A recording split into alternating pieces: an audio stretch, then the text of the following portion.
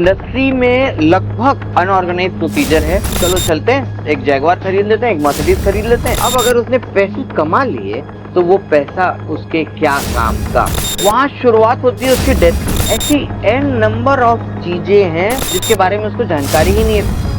आज हम लोग एक ग्लैमरस इंडस्ट्री के बारे में बात करने जा रहे हैं, क्योंकि आप किसी भी शहर में चले जाइए, सराफा बाजार जरूर होता है और हर बाजार में कम से कम 100 ज्वेलरी के शॉप जरूर होते हैं। तो गोल्ड एंड ज्वेलरी का जो बिजनेस है वो पूरे भारत में हर गली कूचे में फैला हुआ है। लेकिन हम लोग आज बात करने वाले हैं इंडस्ट्री एक्सपर्ट, मतलब इस बिजनेस के एक्सपर्ट प्रतीक जैन साहब से, जो कि हम जानना चाहेंगे। प्रतीक भाई, सबसे पहले आपको स्वागत है हमारे इस प्रोग्राम में, इस टॉक में। आप हमको बताइए कि ये इंडस्ट्री में सबसे बड़ा सस्टेनिंग प्रॉब्लम क्या, दर्द क्या है, जो 99% हो सके तो 100% के पास में ये प्रॉब्लम होगी। बिल्कुल बिल्कुल दीपांकर सर, ये इंडस्ट्री ना 100% अनऑर्गेनाइज है। 100%, 99% नहीं, 99% नहीं है। उसका रीजन है कि कुछ 2-4 ब्रांड्स को छोड़ दें, कुछ ब्रांड्स को छोड़ दें तो इंडस्ट्री में लगभग अनऑर्गेनाइज प्रोसीजर है।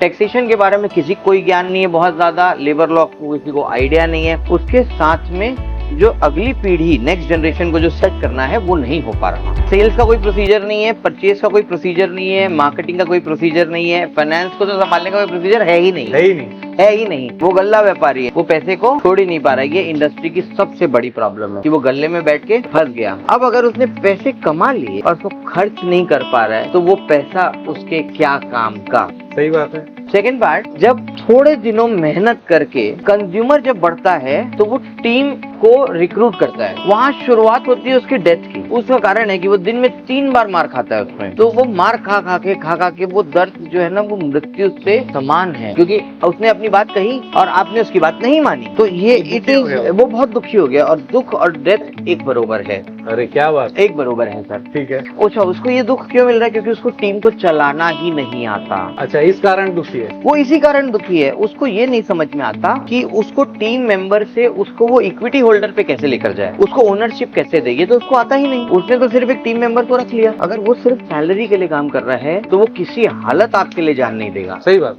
एकदम सही। फर्म के लिए जान वो तभी देगा जब वो वहाँ का ओनर होगा, और अभी ज्वेलर को ये नहीं आता। फिर ये 100% बात सही है। वही जो सिलेक्टेड ब्रांड आपने बोला उसको छोड़ दो, बस उसको छोड़ दीजिए ना सर। क्या होता है, जैसे मैं नाम नहीं लूंगा ब्रांड का, बट कई ब्रांड ऐसे हैं जिन्होंने ट्रस्ट को ही बेस बना रखा है, तो वहाँ पर लोग जान देने को तैयार हैं, तो सामान्य ज्वेलर वो नहीं कर पा रहा। इसके अलावा बहुत सारे ज्वेलर को फाइनेंशियल एस्पेक्ट का कोई आइडिया ही नहीं है। उसको लगता है कि सम ऑफ प्रॉफिट आ गया और काम फिनिश हो गया, बट वो पूरा सच नहीं है। उसमें उसके कंप्लायंसेस का कोई आइडिया नहीं है, उसको लेबर लॉ के बारे में कोई जानकारी नहीं है, उसके अलावा टैक्सेशन पे वो कमजोर है। ऐसी एन नंबर ऑफ चीजें हैं जिसके बारे में उसको जानकारी ही नहीं है फाइनेंस के बारे में। उसको लगता है कि एक आइटम बेच दिया, उससे प्रॉफिट हो गया। अरे जो रखा हुआ सामान है, अगर वो नहीं बिक रहा है तो उसकी जो इंटरेस्ट कॉस्ट है वो कौन निकालेगा? सही बात है, खर्चा तो है। किराया आपको नहीं लग रहा है, पर अल्टीमेटली ओनरशिप है आपकी, तो कहीं ना कहीं किराए का खर्च तो है। सबसे बड़ी प्रॉब्लम ये है कि उस दुकानदार को ये लगता है कि ये पैसे का मालिक वो खुद है, जबकि वो खुद मालिक नहीं है, मालिक उसकी कंपनी है। सही बात। उसको अपनी सैलरी ड्रॉ करनी चाहिए, और ऐसा एक भी ज्वेलर नहीं है जो अपनी सैलरी ड्रॉ करता हो, जो लेता ही नहीं, वेतन कोई नहीं लेता। और अनऑर्गेनाइज मार्केट का ये सबसे बड़ा सच है कि कोई वेतन नहीं लेता। उसको क्या लगता है ये सब मेरा है, चलो चलते हैं, एक जैगवार खरीद लेते हैं, एक मर्सिडीज खरीद लेते हैं, हम खुश हो जाएंगे, हमारे बच्चे खुश हो जाएंगे। वो गलत है, अपने वेतन से खरीदो ना। सही बात। ये अनऑर्गेनाइज मार्केट का एकदम जेन्युइन सच। अगला सच बताता हूँ आपको अनऑर्गेनाइज मार्केट का। मार्केट की ग्रोथ होती है 20%। Jewellery market, gold and jewellery market, her jeweller को लगता है कि 20% is a very good ratio, क्योंकि 10% तो गोल्ड इन्फ्लेट हो गया, अपने आप उसके रेट बढ़ गए, अपने आप रेट बढ़ गए। आपने कुछ नहीं किया, रेट अपने आप बढ़ गए। 10% क्या होता है? रैंडम फुटफॉल बढ़ जाता है, अपने आप बढ़ता है वो, क्योंकि पॉपुलेशन ग्रो कर रही है ना, और हम बैठे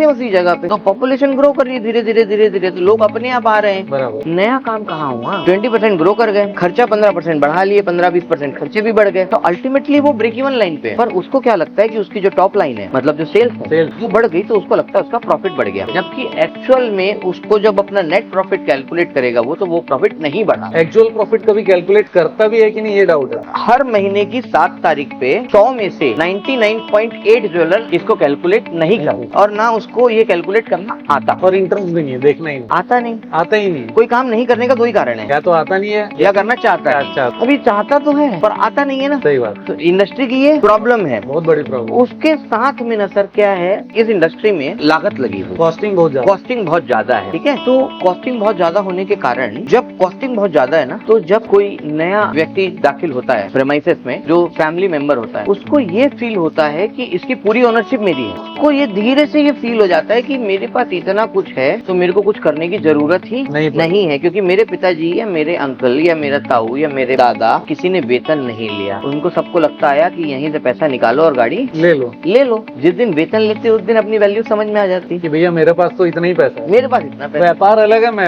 अलग। ये नहीं हुआ, आता ही नहीं ना, आता ही नहीं ना सर। तो उसके कारण क्या हुआ, वो बच्चे को ये लग गया कि मेरे पास तो इतना पैसा है। इतना पैसा होने के बाद ना उसके काम करने की इच्छा क्या हो गई, कम हो गई, साफ हो गई। उसके बाद वो आराम से बैठता है। उसके बाद उसके पिताजी उसको कितना भी डांट ले मार ले, कुछ काम नहीं आने वाला, क्योंकि मेरे पास बहुत पैसा, मेरे पास बहुत पैसा है। सच्चाई नहीं है वो, सच्चाई नहीं है। सच्चाई सिर्फ आपका वेतन है, पर वो देख नहीं रहा है। तो जो नई पीढ़ी है ना, वो जुड़ नहीं रही है। तो न्यू जनरेशन का प्रॉब्लम है यहाँ। इन न्यू जनरेशन का बहुत बड़ा प्रॉब्लम है, क्योंकि पिताजी ने पैसे कमा लिए पर नए बच्चे उस पैसे को संभाल नहीं पा रहे हैं। फिर वो कहाँ जा रहे हैं, किसी शोरूम में जाते हैं, 1-2 करोड़ की डेप्रिशिएटिंग एसेट खरीद लेते हैं, कहीं रॉन्ग इन्वेस्टमेंट कर देते हैं, लगता है गोल्ड सिल्वर में उतना मार्जिन नहीं है, या ये नहीं है वो नहीं है, दूसरी जगह पार्टनरशिप कर लेते हैं, क्योंकि रियल सत्य का ज्ञान नहीं। रैंडम कुछ भी कर रहे हैं क्योंकि पैसा है और पैसे को संभालना नहीं आता। और यहाँ पर ना ओनरशिप उसके फादर को भी अपने बेटे को देना नहीं आता। जैसे ही वो बोलेगा कि इसका सोल्यूशन तो आप ही दोगे, मेरा पार्ट नहीं है वो, क्योंकि आप एक्सपर्ट हो, मैं ज्वेलरी में एक्सपर्ट हूँ, पर आपके पास जो नॉलेज है ना वो बहुत बड़े और का है। एकदम सिंपल स्टेटमेंट और स्ट्रेट स्टेटमेंट है ये, कि ये बेसिक ज्वेलर की प्रॉब्लम है, ये सॉल्व हो जाए,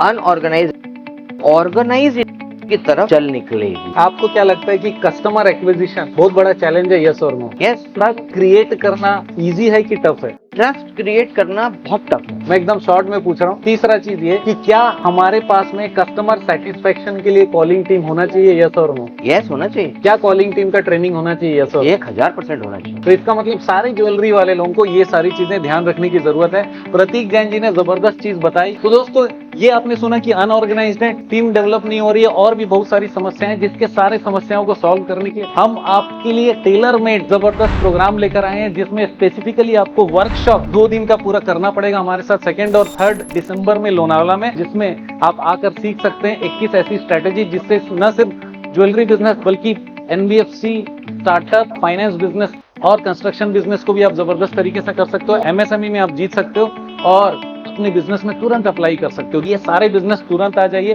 क्योंकि आपका प्रॉब्लम अब होना है सॉल्व और आपको जिताना हमारा है रिजॉल्व। तो बने रहेगा मेरे साथ, नीचे दिए गए नंबर पे कनेक्ट हो जाइए। आपका दिन जबरदस्त और शुभ हो।